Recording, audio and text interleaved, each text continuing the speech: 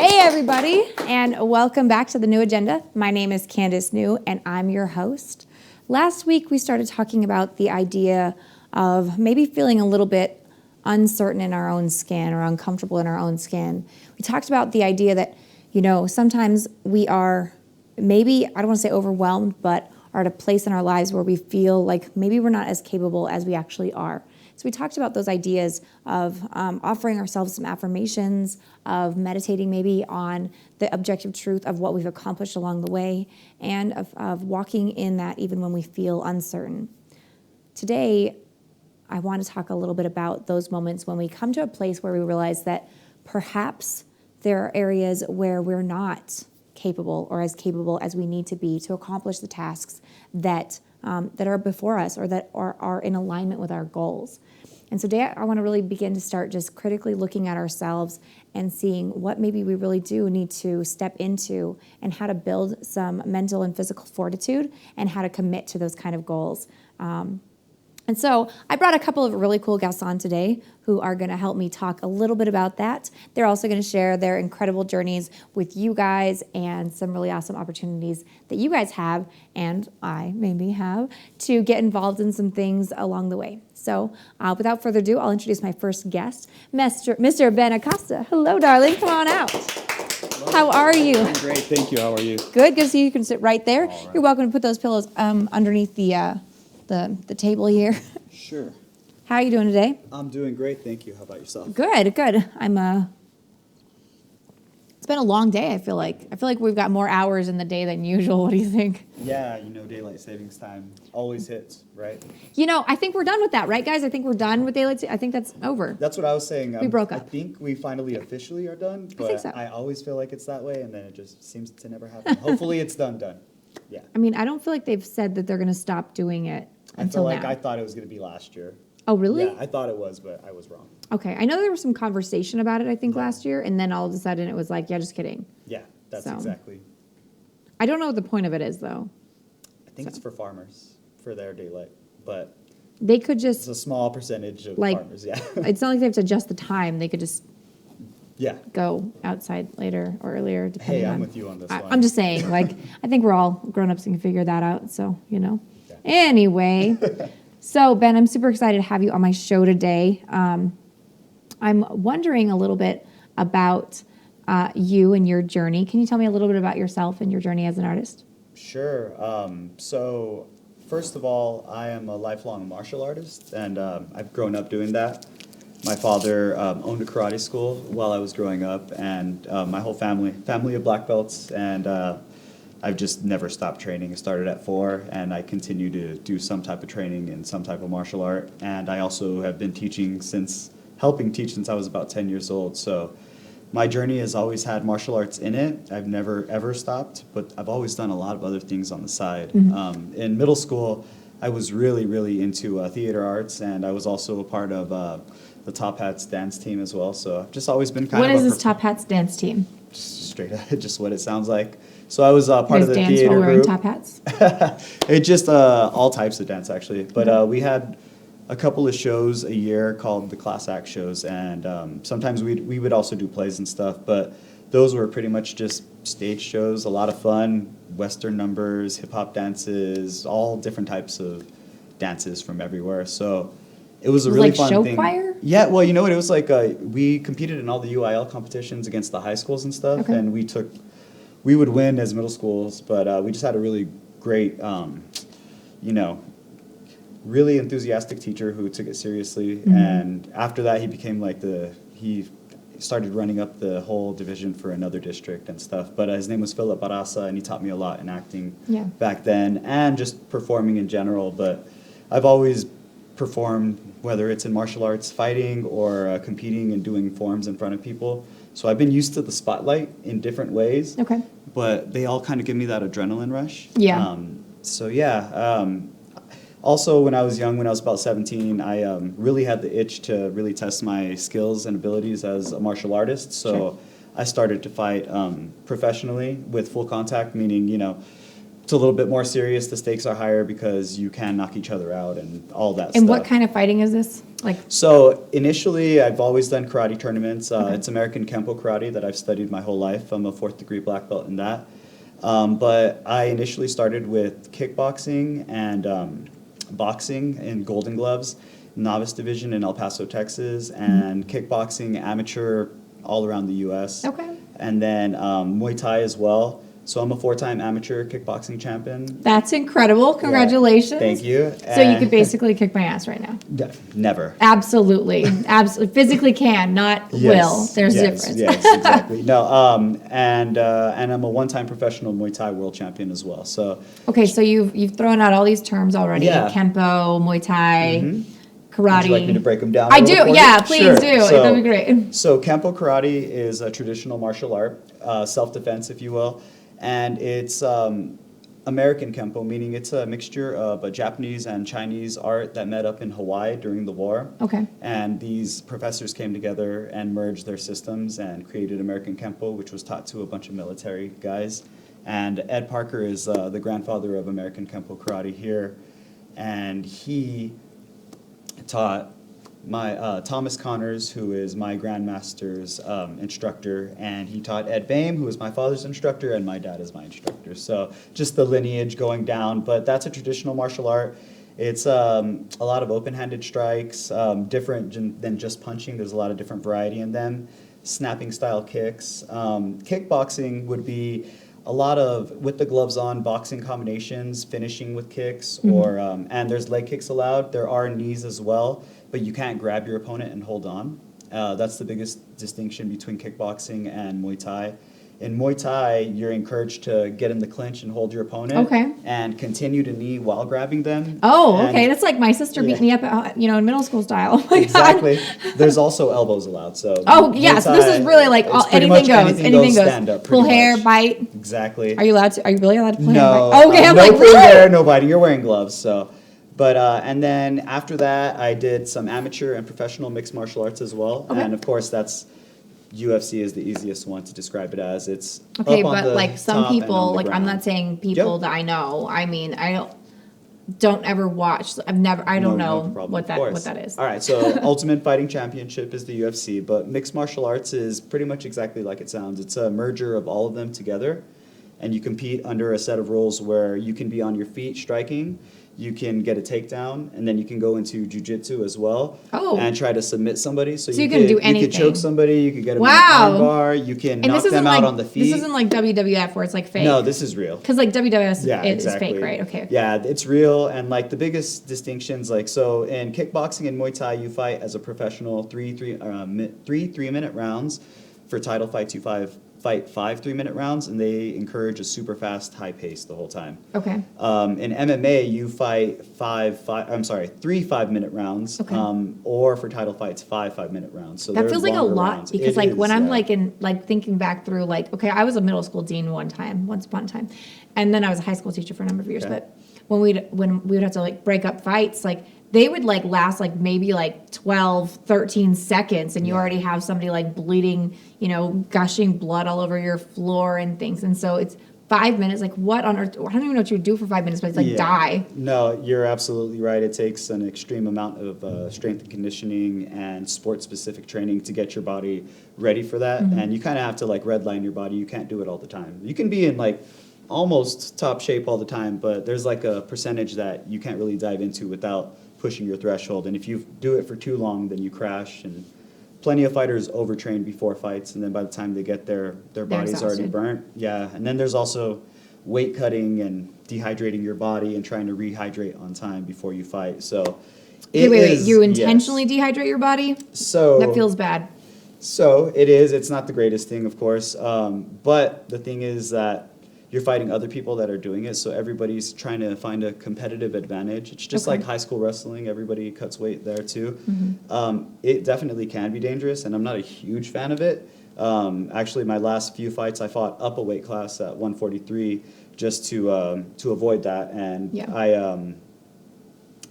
you just, when you're yourself, you can perform like that. If you dehydrate yourself too much, which a lot of guys, they're cutting 20 20 pounds to get to their weight. And then you try to rehydrate. There's just not enough time for maybe your body, but your brain is the last thing to rehydrate. And that's it's the most dangerous thing. You don't want to get caught on the chin. You might get knocked out.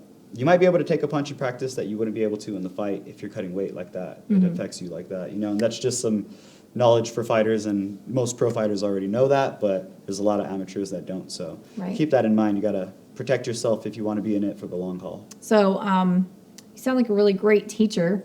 I feel like you mentioned that you might be teaching some sort of a video series. Is that right? Yeah, so I'm actually a personal trainer, and I coach at Republic Gym here in Albuquerque, New Mexico.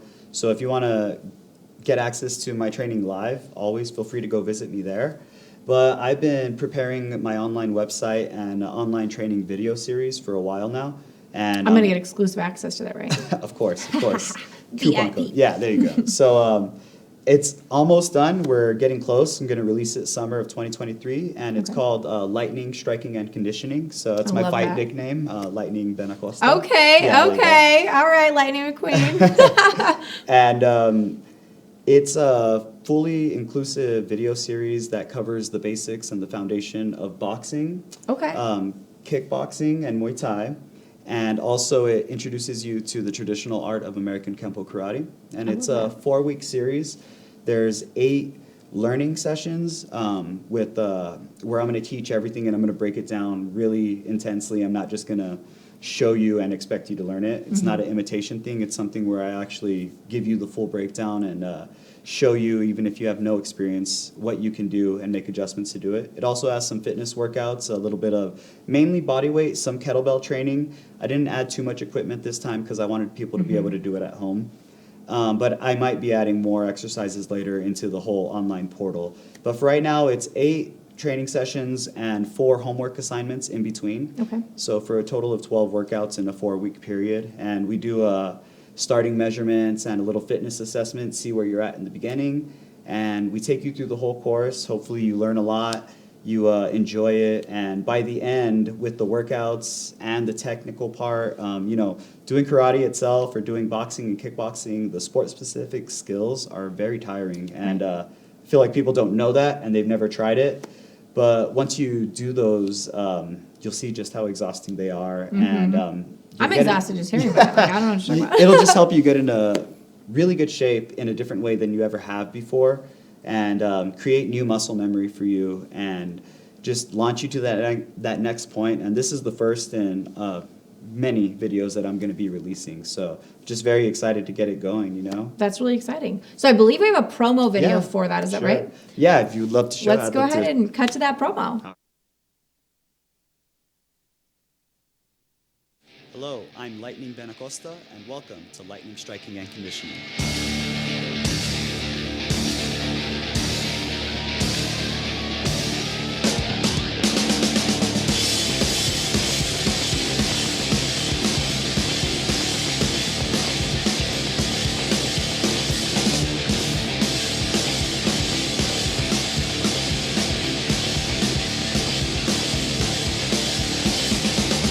All right, guys, let's get started.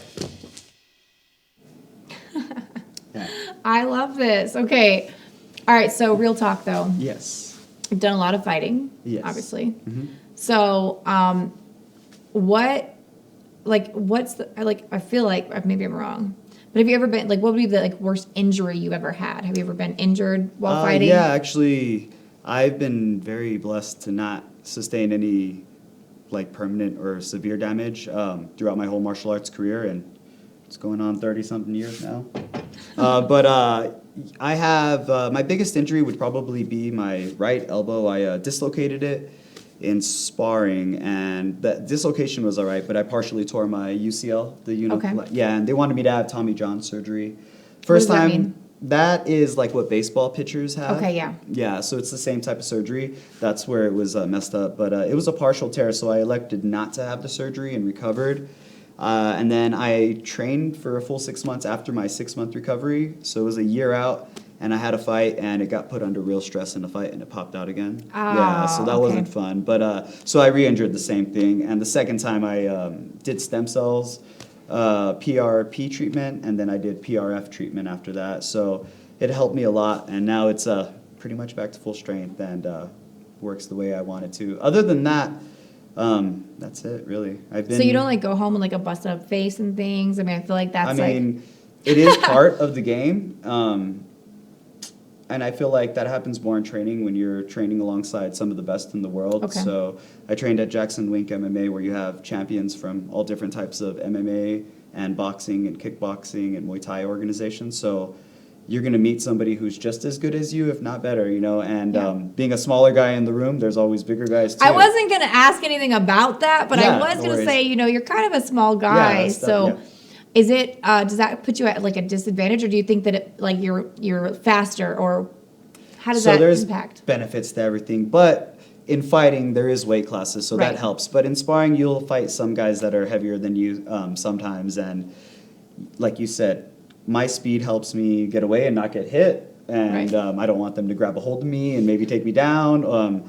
But you stay clean and you stay looking good by having good defense, and a lot of people in martial arts, especially the casual person who's trying to learn, they learn all of the offense, the punching and stuff, but they don't really focus on the defense at all. Mm-hmm. And if that's all you're working, you're not going to know how to defend yourself or move your head in a real self-defense situation or a fight. So it's really important to focus on the defensive aspect as well. And I feel like a lot of people, especially rookies, just trying to figure it out, are just learning the offense and they're not learning the defense. So make sure you're working on your defense, kids. So I want to shift gears a little bit because all of this, is interesting news to me, because I actually I didn't meet you, but I ran into you most recently at an event, a Zorro event. Yeah. Can you tell me a little bit about that? Sure, yeah. So the Albuquerque National Hispanic Chamber of Commerce had their yearly event. This year it was La Noche Encantada. Right. And the theme was Zorro, sorry. And I was lucky enough to be chosen to be the character Zorro, and it's a great honor because, it's a Latino hero, and I grew up watching all the movies, the old school ones, and of course the Antonio Banderas ones. Mm-hmm. Of course, right now that's this is the behind the scenes creating the commercial. I had a blast shooting with the guys over at Mood. They're awesome guys, Phil and Austin. And, we shot this commercial, and these people that were all in the commercial as background were the people from the Chamber of Commerce themselves. Okay. So I got to meet them and get to know them a little bit. And they ended up loving the commercial so much that they asked us if we could do a live performance. And that's why they invited us back. And I was in character doing a red carpet event there at La Noche Encantada. Just took some great photos and meet and greet with all the people. And then we had just a small little performance right at the beginning of the event itself. And it was a really fun time. Got to change out, hang out, have a good dinner, and enjoy the whole event. So it was a really great event. Yeah. So what did you perform? So really, I was trying to just round up people and get them into the ballroom. The bar was outside in the front, so it's kind of hard to round up people from the bar. So I did a little something outside. I had a couple of musicians that were awesome that also played. There was a guitar and a trumpet player with me behind me, and they did their own original music on the commercial. So their music in the commercial was the same as they were playing live at the event. And we just kind of had a little thing, danced with the person, called them all in. And on the inside, once we were there, we had to wait a few minutes, but the event started, and I just walked through the VIP section, greeted people, got on stage, did a little action sequence up there. They chose me for my martial arts skills and abilities, so I put on a little bit of a show, and it was just a really great time. Yeah, well, I think it was a really great event, too. I got to get all dressed up, and so that was great. It was great seeing you there, too.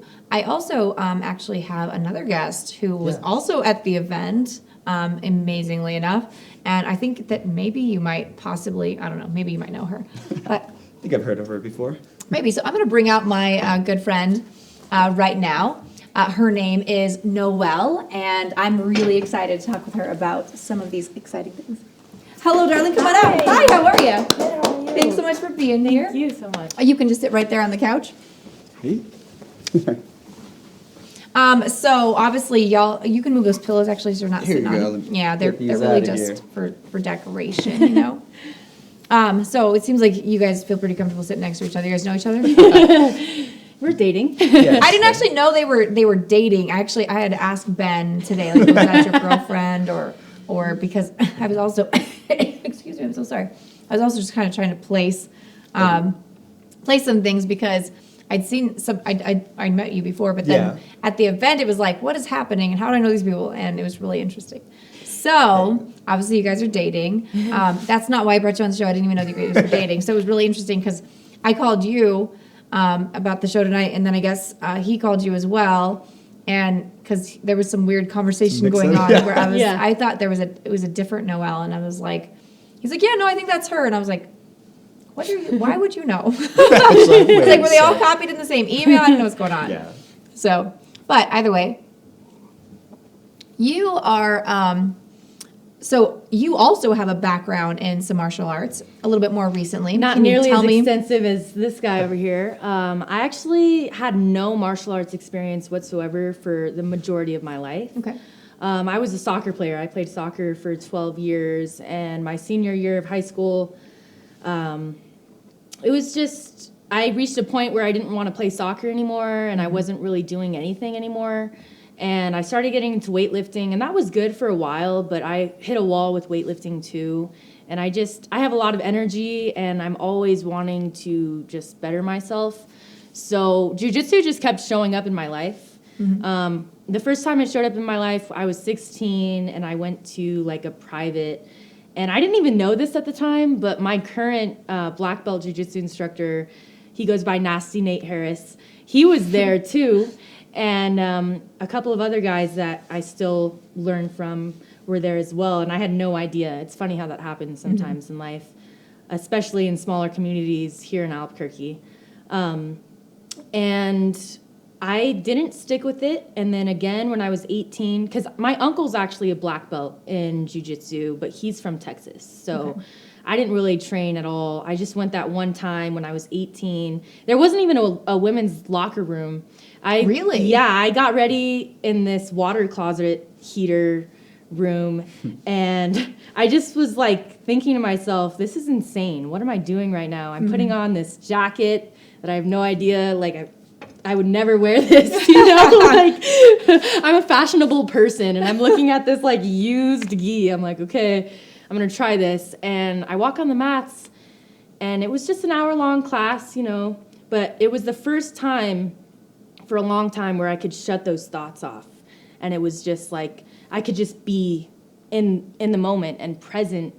And again, I didn't stick with it. I came back to Albuquerque, and it took me a year after that. Finally, when I was 19, my dad started training. He found 10th Planet Albuquerque, and the black belt instructor there, Nate Harris, he's absolutely amazing.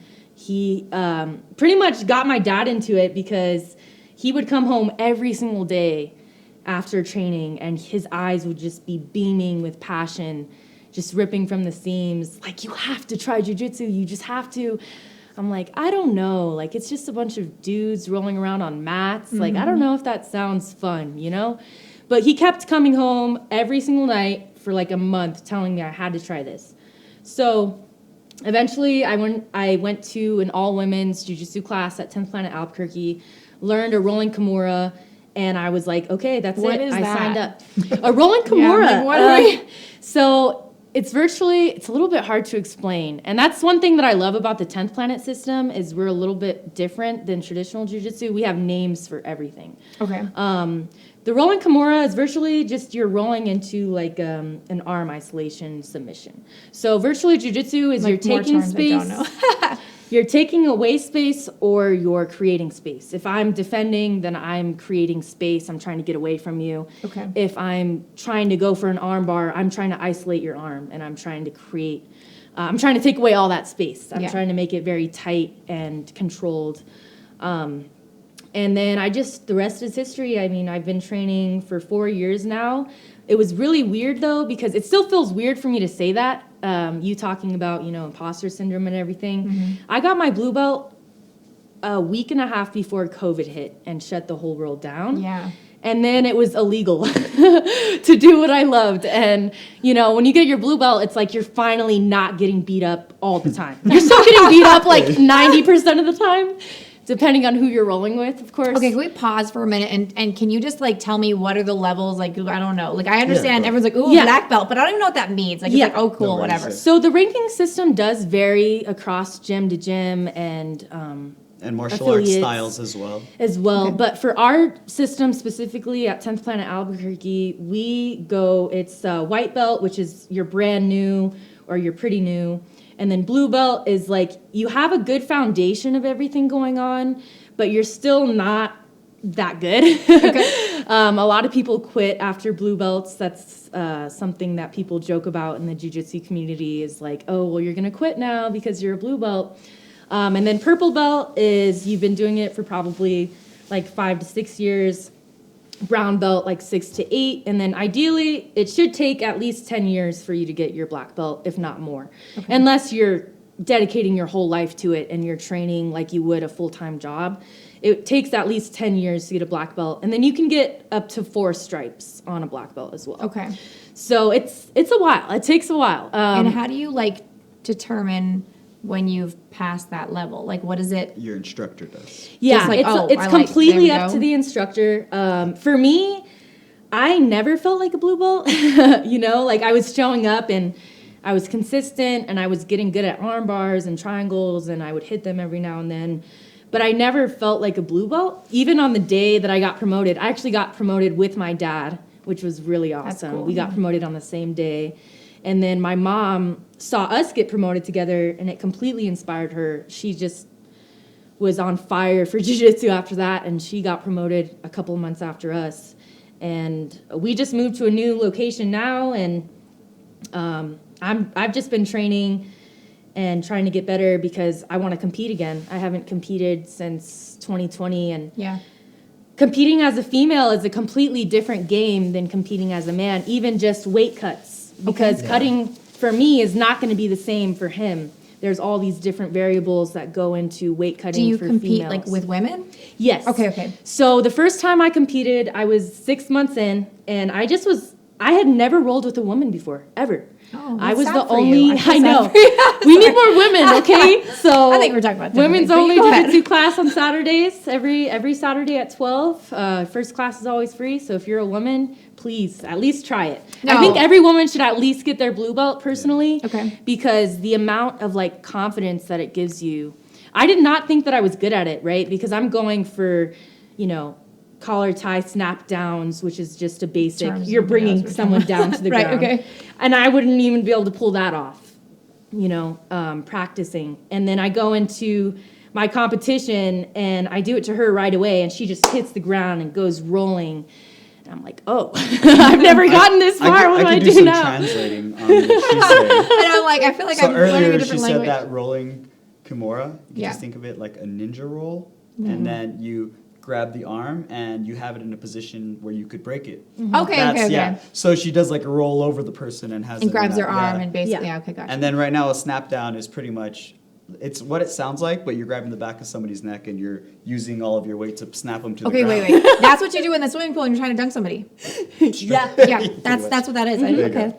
Yeah, so I competed the first time when I was a 6-month white belt, and then once I realized I actually am good at this when I'm going up against a woman and someone that's like my size. Okay, because at your gym you were just training with men. My first class was a competition class, which I didn't even know what that was. And you were just like, hi, what it is, we call it a shark tank, and everybody lines up against this wall, and there's one person in the middle. And we do like what we call EBI rounds, which is like the big leagues. If you go into EBI, that's kind of like overtime. And you either go into spiderweb, which is like an armbar position, or you take the back. And so the person in the middle, they get their back taken, they have their arm almost fully extended, getting their arm broken, and they're like, okay, go. Try not to get choked or get your arm broken. And I didn't survive once. I tapped probably 100 times my first night. But again, I walked off the mats and I was like, I can't wait till I'm the person making people tap. Like, I'm going to keep coming back until that's me. That's who I am. Yeah. And that's what I strove to do, and that's what I did. Even in COVID, when it was illegal, my family installed mats in our home so that we could just train together. Yeah. Since we were already living together anyways. Right. And there was the first night we had put the mats together, and I remember my dad and I, we spent like hours installing the mats. And we both look at each other like, wow, we have mats again. Like we haven't literally trained on mats in forever. And he just gives me this look like, should we train tonight instead of tomorrow? And I'm just like, yeah. So we both change into our rash guards. We get on the mats, and he turns his stereo on, and we just start live rolling, which is pretty much like anything goes. Jiu-jitsu, of course, just jiu-jitsu. And so no pulling hair, no biting. Exactly. Got it. Everything should be very technical and controlled, and you want it to be quick. Like you want to subdue someone quickly. So we started training immediately, and we just had the stereo going, and we completely lost ourselves. And I was in the flow state. He was in the flow state. I submitted him like 18 times. He submitted me 18 times, and we both are, my hair's all in a mess, and I'm sweating everywhere. And we get off the mats, and it's been like 2 hours, and my dad's like, it's 11 o'clock. I'm an essential worker. I gotta be at work tomorrow. And then she mentioned flow state right now, and you started talking about meditation in the beginning. Yeah. So flow state for her in jiu-jitsu, while you're grappling, in sparring, when you're like really on, in a fight when you're really on, or in martial arts when we do our katas or our forms, you can find your flow state. Those are all moving meditations. Okay. And like you find that same type of zen in movement as you do like when you're just sitting and doing traditional meditation as well. Yeah. So yeah, and exactly. that, like especially in your flow state, it's just like everything's clicking, nothing can go wrong, and you're just there. You're just it's There's amazing. been so many, and I'm sure you've experienced this too, where you have a fight and you don't even realize like in the moment what you're doing. It's just you're almost a vehicle for a higher power or something at that point, and you're just a witness to everything. Because in a real life situation, people always say, oh, I would do. No, you wouldn't. You really wouldn't. You wouldn't. How you react, you would react how you have trained yourself to react. Right. And if you train at all, then you would use what you're good at, your bread and butter, and you would just go to that. You wouldn't know what to do, and with adrenaline involved, or if there's weapons, I mean, there's so many variables. You couldn't say, yeah, this is how I'm going to respond. What I loved about jiu-jitsu the most was it allowed me to get out of my head, and I was always stuck in my head all the time, and I always kind of I'm very critical of myself a lot of the times, and jiu-jitsu is not easy. I mean, it's really not. It's brutal. I mean, I've been injured before. I've gone to grocery stores covered in bruises and people looking at me very weird. I actually had a black eye recently. Remember? That's right. That's right. Like forever, I'm gonna call it a black eye event now. I had never gotten a black eye before until that day. It had to be a couple hours before I went to a black tie event for that to happen. But I can train full intensity without getting punched, without getting kicked, without having any real risk of getting hurt. There is still a risk, but only if you don't tap in time, which... Yeah. If you have good training partners... If you're very body conscientious and you know your body, you know your limits, then just tap early, That's one of the biggest things in jiu-jitsu, I think, at first, is you got to leave your ego at the door. Yeah. You really do.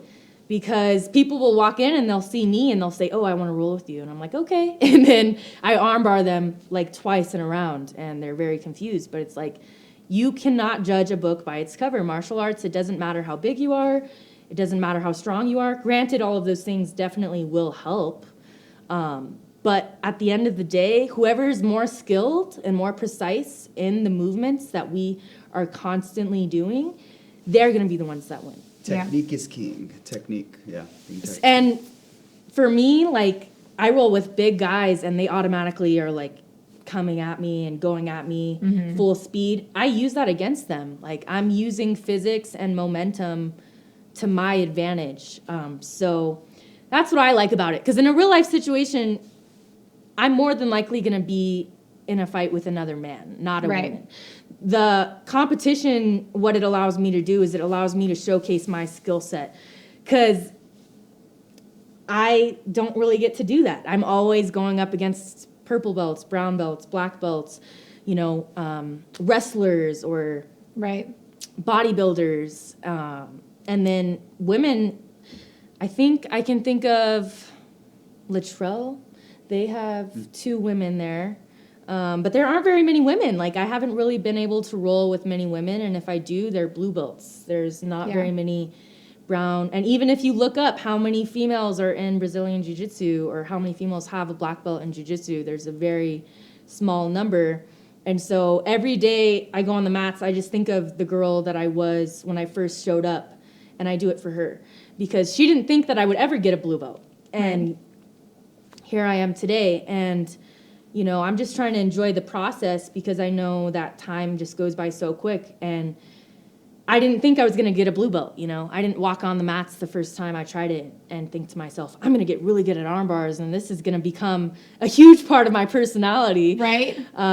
It just happened. And, you know, the time is going to pass regardless. So if you can find something that'll give you a place to have, you know, just to have, Right. like family, a home, some place where you can go when life is beating you up and you ironically go get beat up, you know? Oh my gosh, yeah. And It's you like feel the Goodwill best after, Hunting. right? Yeah, you mentioned that that there's a Saturday morning women's class. I don't understand. I think we have like a promo for something like that. Yes. So Master Ken, we did a video with him to promote our women's only class, which is women's only Brazilian Jiu-Jitsu.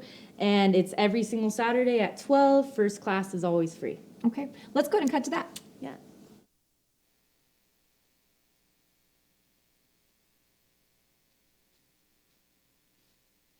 Master Ken here with another episode of Master Ken's Privates. Today we are out at the new location of 10th Planet Albuquerque with Nasty Nate Harris. For those of you who are perhaps new to the show, Nate, go ahead and talk about your rank, your training, and the new location.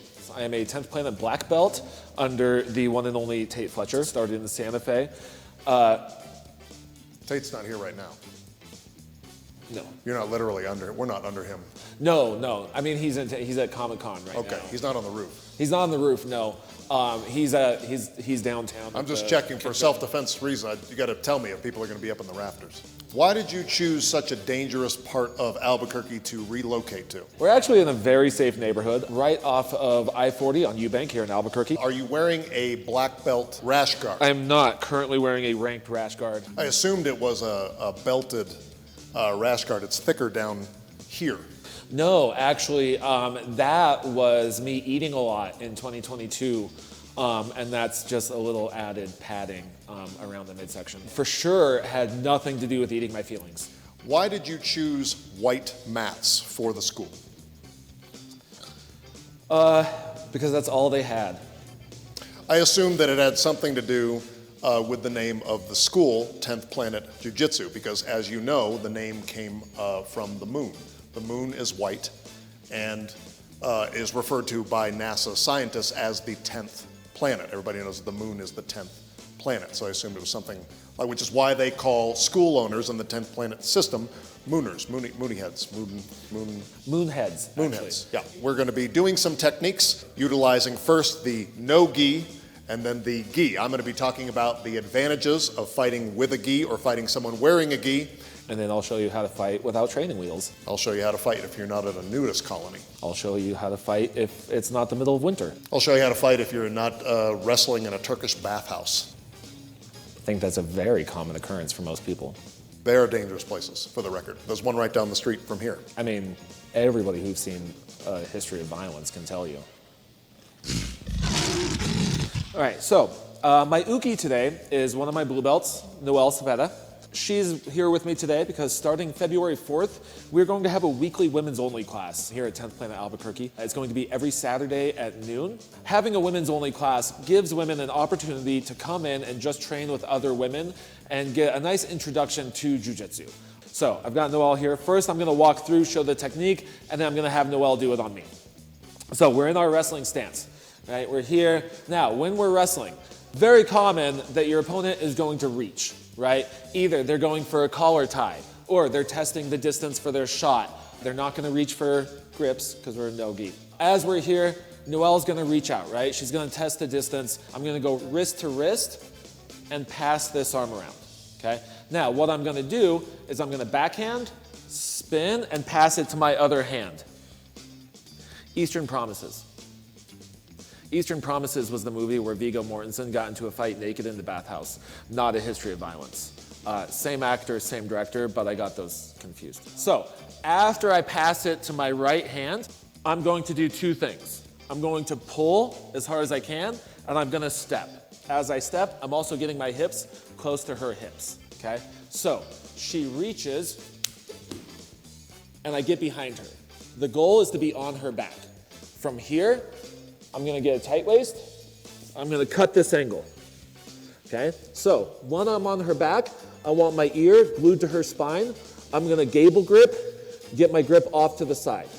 From here, I'm gonna make sure that my forearm is right across her hip, and I'm just gonna pinch my elbow in, taking her down to the mat.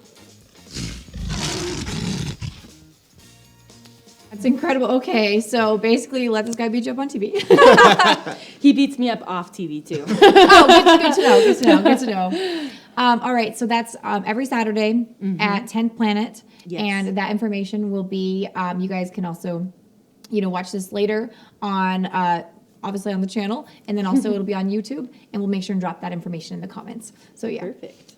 We'll also send out an email to all of our viewers too. Maybe someone will Yes. come on out and hang out with you. Please do. Maybe I will. Maybe I'll bring a camera and we'll Please make it like do. a whole adventure. That would be It'd be fun, amazing. right? To watch me get beat up. I mean, could be fun, right? And eventually beat other people up. Right? I mean, I'd like to think I could beat somebody up. You definitely could. And that's the wonderful thing about jiu-jitsu is it doesn't take any specific body type or any specific athletic type.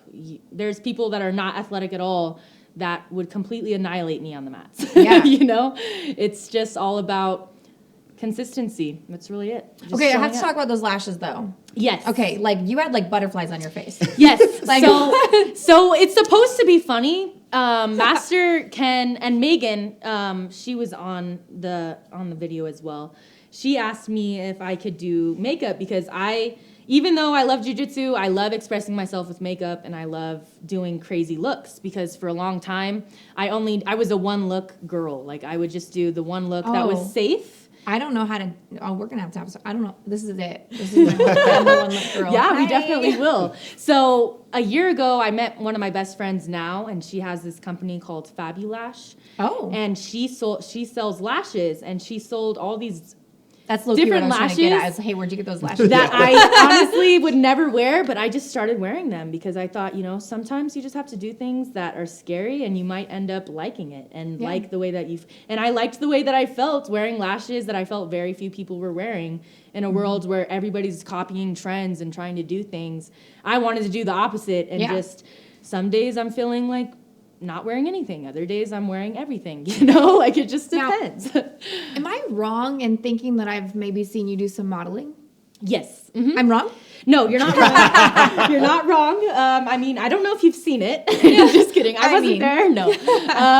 Yeah, I have, which is funny because I started doing modeling when I was 14 because one of my best friends was a photographer, and I honestly hated being in front of the camera. I hated photos of myself. I always did. That's even so interesting picture because day, I too. actually have a couple of pictures of you. Like I definitely found some pictures of you. Yeah.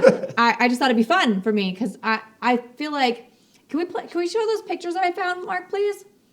Look at this girl. Like, are we serious right now? Like, what on earth? Like, okay. Like, yeah. There was another picture that I was like, maybe I shouldn't put that up. It feels a little. But this one was also very appropriate, but also just wow, you are gorgeous. Get you one who can do both, right? I kept the other one for myself. Sorry. Exactly. So I actually feel like I also saw you. Were you on an episode of Fashion Behind the Curtain? With Stephen Cuomo?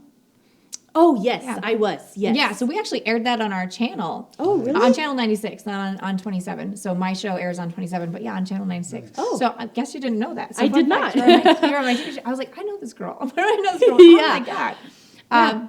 Yeah, so that's really incredible. Yeah, I saw those lashes and I was like, gotta talk about that. Gotta talk about those pictures. I Yeah, found. so Megan asked me if I could wear those lashes for the skit because, like I said, we're promoting women's only. And I just wanted it to be fun and creative, and I wanted other women to know, this is a safe space for women to be who they are, I love that. And You don't have to, because that's some pushback that I got when I first started was, you're a model. How are you going to be a fighter now? Like, how are you going to have glamorous hair and do this and do that? And now I just say, well, I'm doing it. So I'm doing it. Yeah, and there were a lot of people in the comment section that were trying to take away from what we were doing, which is just to build the community of women that have that. Because it can be scary, and it was scary from a personal experience, to not have another woman looking out for you, or to be able to go up to another woman and ask them about specific things, or to even just look around the room and to feel and to know that you're the only woman there can be really challenging. And I mean, I don't regret it, because it has turned me into a beast on the mats. And when I go up against anyone remotely close to my size or someone that's my gender, it feels very different.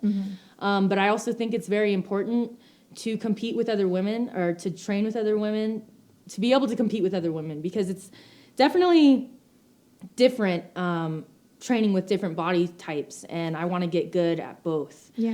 So when Nate told me that he was starting the women's program, I let him know that I really wanted to be involved in it, and that I wanted to help in any way that I could, because I knew how much it saved me, how much it saved my life. So if we go to this class, you're going to be there? Yes, I am. I've been showing up every Saturday, and I'm typically the uki. Which, what does that mean? Is it the egg roll? It's like the person that gets beat up. The instructor uses to demonstrate the assistant. Got it. Yeah. Okay. So it's been going on for about a month now, and it's absolutely amazing. I've had one of my best friends, Erica. She signed up, and then I've had a couple other women that have just started out. Yeah. And it's just incredible to see. Going back to the imposter syndrome, it kind of did help me get away from that, because it's like, no, I'm not that person that I was 4 years ago that walked onto the mats. I think there's something really important, or really profound, about the idea of when we're battling with something in our minds and in our spirits, like to be able to have that physical expression of overcoming that battle in the physical fight. Like when I used to do all these retreats, and we would have all these kind of like dramas that we would put together, and, to kind of showcase the kind of interior battles that we faced, and the kind of like the demons that we face in our own mirrors and things like that.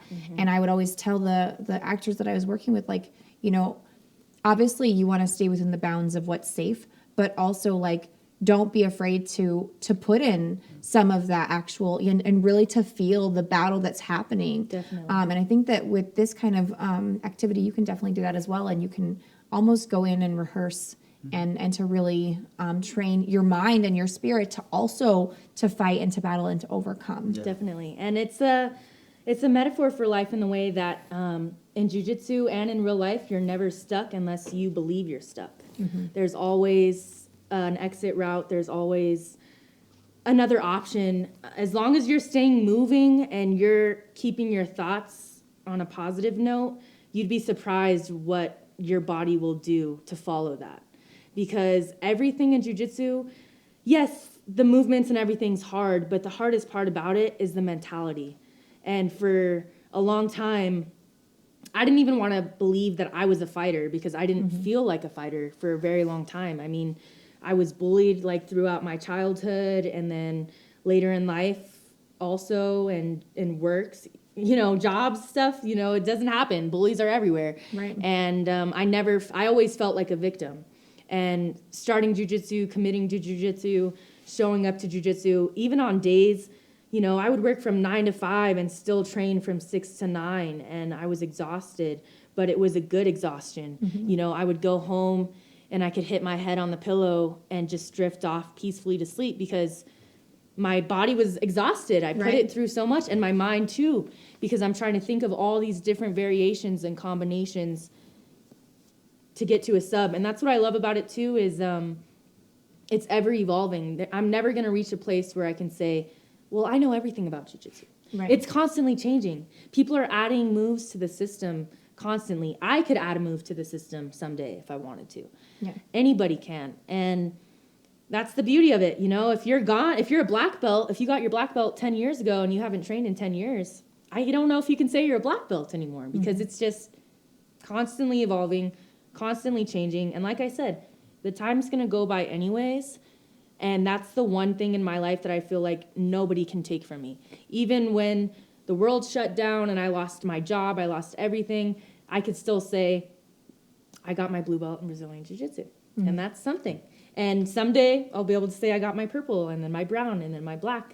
And I'll be one of the few women that actually has a black belt. That's phenomenal. Yeah. So, and you know, it's a metaphor too that I notice sometimes when I'm having the worst period of my life, that's when I'm actually doing the best on the mats. Yeah. Because it's like you're suffering so much outside of the gym that when you go into the gym, you're like, I am actually going to suffer more than you because I know that by doing that, I'm inevitably going to win. Because I'm never going to be mentally defeated. No matter how much pressure you're giving me, no matter how close you are to putting me to sleep, I'm not going to stop fighting until the round's over, you know? Yeah. I can't tell you how many times I've been really stuck in a position and it's horrible and uncomfortable and brutal. And I'm just looking at the clock and 16 seconds feels like a year. And it's like having that ability to be able to surprise yourself and to say, wow, I didn't think I could do that. Now I can do it. I just did that. What else can I do? And if you can suffer through that, and if you can persevere through that physical sort of strain, then how much more can you do the same when it comes to mental or spiritual? Yeah, exactly. Yeah, and as a woman, you know, like I had a lot of PTSD with men in general. Like I couldn't even really look a man in the eye or be near one. So it did come with challenges in the beginning, and that's something that I want to work on is I want to be very real and communicative about my experience, which was challenging in the beginning mentally. It was something that I had to deal with alone. There'd be times where after jiu-jitsu, I would just cry because it's like your body responds to it as a fight or flight situation, whether it's in a controlled environment or not. And I really had to train myself and to train my mind to be like, you're good. You've been here before, you're in a safe situation, and you're gonna be laughing with the people that are doing this to you in a couple minutes. So you're good. It's not an easy thing. It's like a job. You have to work at it every single day. And jiu-jitsu helps me do that. That's amazing.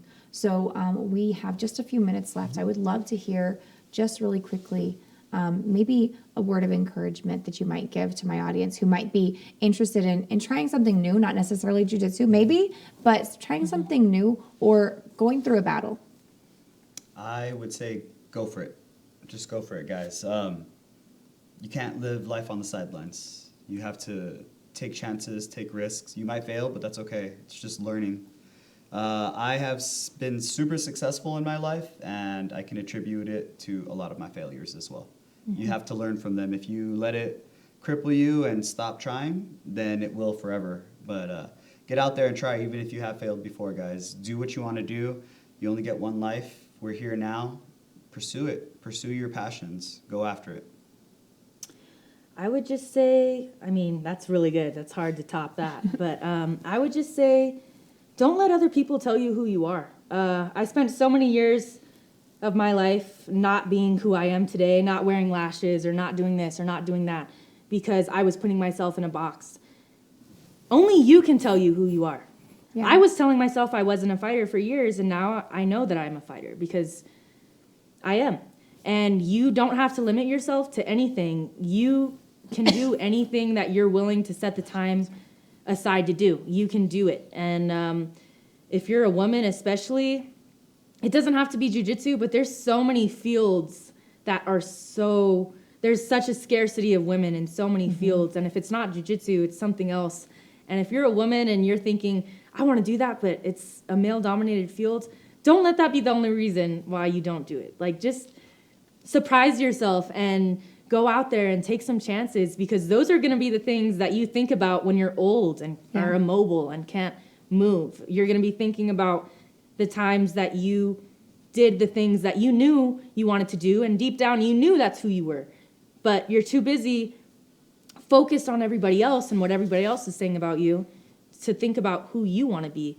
And that isn't just what your job is or what you drive or what economic status you are. That's how you treat people every day. And just be kind. There's so much unkindness in the world, and you'd be surprised how just being kind can save somebody or can help somebody. There's no reason to be cruel. There's no reason to be rude. And there's no reason to put down anybody else for any reason. Yeah, and I think that, if you're going through something, if you're going through a battle, or if you find yourself at a place where you're not sure that you feel like you can continue, just stay the course. Put your eyes on that goal, on that prize, and just on that clock maybe, and just focus on that and just survive through the moments and get through those hard times. And on the other end of it, I think you'll find that there's something beautiful. And so that's about all the time we have for today, guys. Awesome. Thank you so much for joining me on my show today. Thank you so much for having us. This has been really great. I think it's time for a new agenda.